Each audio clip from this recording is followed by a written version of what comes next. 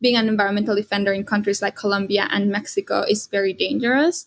So there's a privilege in being able to raise your voice, which is also why there's a lot of big mobilizations in the global north. But that doesn't mean that there aren't youth mobilizing in the global south. That doesn't mean that we don't need to be part of these UN conferences and UN dialogues. My friend Aisha Siddiqa, she's Pakistani American. She always has said very clearly, if the United Nations had really included all people and all stories in resolutions, we would not be where we are today. Because the leading voices at even the UN level, which is supposed to be a place for all peoples, is still led by this Eurocentric narrative and Eurocentric agenda, which is extracted to the global south.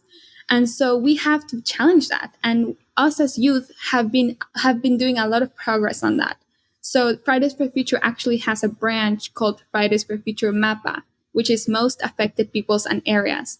So all of the people in Fridays for Future MAPA are youth of color from different communities across the global south who are, for the first time, getting opportunities to speak at the UN level, to share the stories, to share their narrative.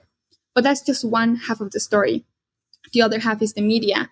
And the media has a huge, huge role. For example, one time we were, all of us gathered together, and somebody asked, who here has been called the Greta Thunberg of their country? And everybody raised their hand. Even this girl from Sweden was called the Greta Thunberg from Sweden, even though Greta Thunberg is Swedish. Sweden. And that's just like the amount of times I've been called the Greta Thunberg of the US is just way too many. And I know they don't even like read their own story that they wrote because I'm not even from the US, I'm Mexican. So that's how the media is controlling that narrative of the one person who is supposed to be the marker for activism. And we have to call that out. So a lot of us have said time and time again, I wrote an op-ed about it, saying diverse voices matter because we don't all share the same experience. And it is important for our stories to be told. For example, and Greta knows this, and she is very intentional about giving space to youth from other countries. And one time, like, she used to be always at the front of the strikes. And in Glasgow, she was at the center, at the back, letting Indigenous people lead.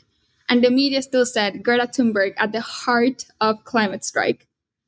Before they used to say leading climate strike. So it's the way that it's framed. And we need to be able to go past that and see the individuality in people to see why we come into these spaces so that more people get inspired, because not all of the stories are the same. And I know that when I see people who look like me in media, I get inspired by them. And that cannot happen if we have one face in the climate movement.